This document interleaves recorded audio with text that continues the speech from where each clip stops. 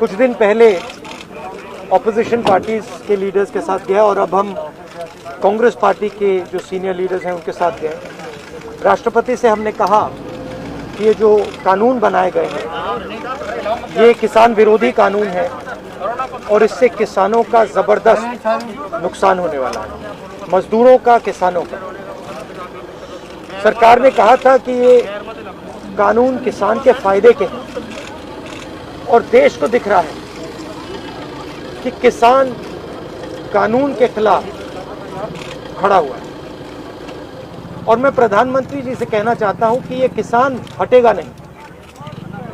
प्रधानमंत्री को ये नहीं सोचना चाहिए कि किसान और मजदूर घर चले जाएंगे, नहीं जाएंगे जब तक ये कानून वापस नहीं लिया जाएगा। जॉइंट सेशन कीजिए और कानून को एकदम वापस लीजिए, क्योंकि किसान वापस नहीं जाने वाला है। और हम सब, विपक्ष की सब पार्टियां किसानों के साथ, मजदूरों के साथ खड़े हैं और खड़े रहेंगे। जिस प्रकार से ये कानून पास किया गया वो भी बिल्कुल गलत था। बिना डिबेट किए, बिना किसानों से चर्चा किए, बिना मजदूरों से पूछे ये कानून ऊपर से थोप दिए गए और इन कानूनों को हटाना ही पड़ेगा, विद्रोह करना ही पड़ेगा। हम 3 लोग राष्ट्रपति के पास गए हैं, बट हम करोड़ों सिग्नेचर्स लेके गए। हम किसान की आवाज राष्ट्रपति जी को तक ले गए। सर्दी का मौसम है और पूरा देश देख रहा है कि किसान दुख में है, दर्द में है और मर भी रहे हैं। प्रधानमंत्री को सुनना ही पड़ेगा। और मैं एडवांस में चीज बोल देता हूं, मैंने कोरोना के बारे में बोला था कि नुकसान होने जा रहा है। उस समय किसी ने नहीं बात सुनी और आज मैं फिर से बोल रहा हूं, किसान के सामने, मजदूर के सामने कोई भी शक्ति नहीं खड़ी हो सकती है। अगर प्रधानमंत्री जी ने कानून वापस नहीं लिए, सिर्फ बीजेपी को नहीं, सिर्फ आरएसएस को नहीं, देश को नुकसान होने जा रहा है। बीजेपी, नरेंद्र मोदी जी का एक ही लक्ष्य है और वो किसान समझ गया है, मजदूर समझ गया है। लक्ष्य है कि उनके आसपास जो 2, 3, 4 बड़े क्रोनी कैपिटल्स हैं, उनके लिए पैसे बनाने का काम नरेंद्र मोदी जी करते हैं। जो भी नरेंद्र मोदी जी के खिलाफ खड़े होते हैं वो उनके बारे में कुछ ना कुछ गलत बोलते रहते हैं। किसान खड़े हो जाएंगे तो किसान को आतंकवादी बोलेंगे, मजदूर खड़े हो जाएंगे तो मजदूर को आतंकवादी बोलेंगे। एक दिन अगर मोहन भागवत खड़े हो गए तो कहेंगे ये भी आतंकवादी। मतलब जो भी नरेंद्र मोदी जी से सत्ता लेने की कोशिश करेगा वो आतंकवादी। और नरेंद्र मोदी किसके लिए काम कर रहे हैं वो मैंने आपको बता दिया। उनके 2-3 आसपास के क्रोनी कैपिटलिस्ट हैं जिनको वो पूरा हिंदुस्तान पकड़ा रहे हैं। ये रियलिटी है। There are millions of people who live off our agricultural system. Large percentage of our people live off our agricultural system. These are laborers, they are farmers, they are small traders. These are these people, and they are the backbone of the country. Now, we understand that agriculture has to be reformed. What we are saying is that if you destroy this system, these millions of people will have nothing to do. They will not be able to feed themselves. And you will create massive destruction, massive pain in the country. Why is the Prime Minister doing this? It is a very simple calculation. The Prime Minister is doing this because he wants to help 2 or 3 business people. He does not care what happens to these people.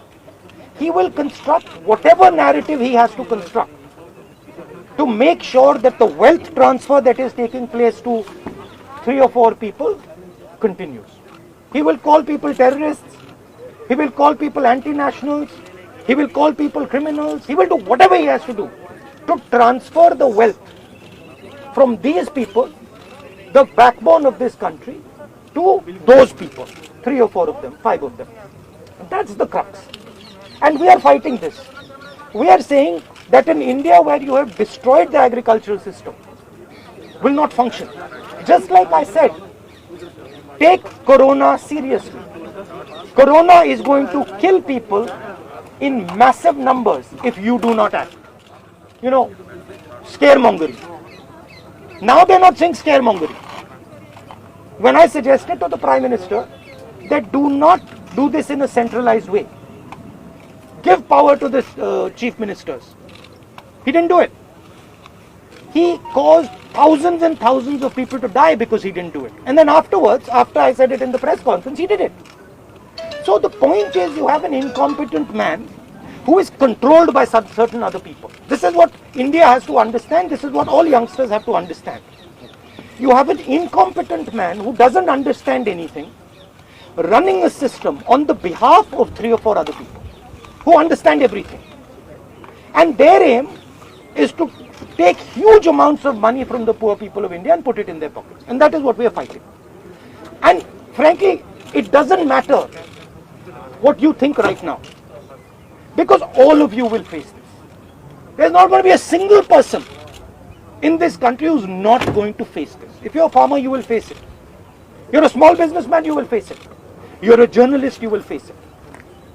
This is an assault on the idea of India. That is why we're standing here. That is why I've gone to the president. That is why we've signed these forms. We are not allowed to go out. We are not allowed to go out of the ICC office. The police stops us from going out. Why don't you let us go out? Why don't you let me go and tour in the states? See what happens. Every single farmer of this country, every single labor of this country will stand up. But आप police लगवाते हो, हाथरस जाते हो, arrest करते हो, तो AIC से हमारे MPs को बाहर नहीं निकलने देते हो, और फिर कहते हो कि भैया मतलब सब कुछ ठीक है.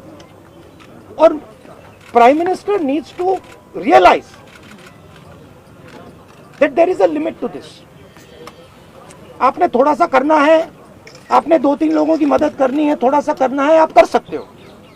बट जिस प्रकार से नरेंद्र मोदी कर रहे हैं, मैं फिर से दोहरा रहा हूं, हिंदुस्तान के किसी भी युवा को रोजगार नहीं मिलेगा. सारे छोटे बिजनेस, सारे मिडिल साइज बिजनेस खत्म हो जाएंगे. और दूसरी बात याद रखिए, जिस चीज को आप सब भूल गए हैं, चाइना बॉर्डर पे बैठा है. चाइना ने हिंदुस्तान की हजारों किलोमीटर जमीन छीन ली है. प्रधानमंत्री उनके बारे में क्यों नहीं कहते? उसके बारे में चुप क्यों है? तो मेरा कहना है कि पूरा का पूरा कॉम्बिनेशन बन रहा है. एक तरफ आप अपने सिस्टम को तोड़ रहे हो, आप अपने लोगों को लड़ा रहे हो, आप अपने किसान को मार रहे हो, मजदूर को मार रहे हो, और दूसरी तरफ बाहर से फोर्सेस देख रही हैं, कह रहे हैं कि बहुत अच्छा है, नरेंद्र मोदी हिंदुस्तान को कमजोर कर रहा है और हमारे लिए अच्छी अपॉर्चुनिटी बनने जा रही है. मैं देश को बता रहा हूं, मैं वार्निंग दे रहा हूं कि आप देखिए क्या हो रहा है. और मैं आपको भी कह रहा हूं, प्रेस वालों को भी कह रहा हूं, मैं समझता हूं कि आपको सैलरी मिलती है और आपके लिए बहुत मुश्किल है. मैं समझता हूं बात, इसलिए आप नहीं कह पाते हो जो आपको कहना है. मगर आपके देश को, हमारे देश को बहुत जबरदस्त नुकसान होने वाला है. बहुत डेंजरस रास्ते पर यह देश चल रहा है. कांग्रेस के तमाम एमपीज को इंक्लूडिंग प्रियंका जी को भी जो है डिटेन करे, उस पर आपको, वो तो तरीका है, इनका तरीका है डिटेन करना, मारना, पीटना, ये इनका तरीका है. बट हम नहीं करना आपको लगता है सही है? ये आप किस देश की बात कर रहे हो? ये कौन सी देश की बात कर रहे हो? डेमोक्रेसी? या मतलब कौन से देश की बात कर रहे हो? इंडिया की बात कर रहे हो? इंडिया में कोई डेमोक्रेसी नहीं है.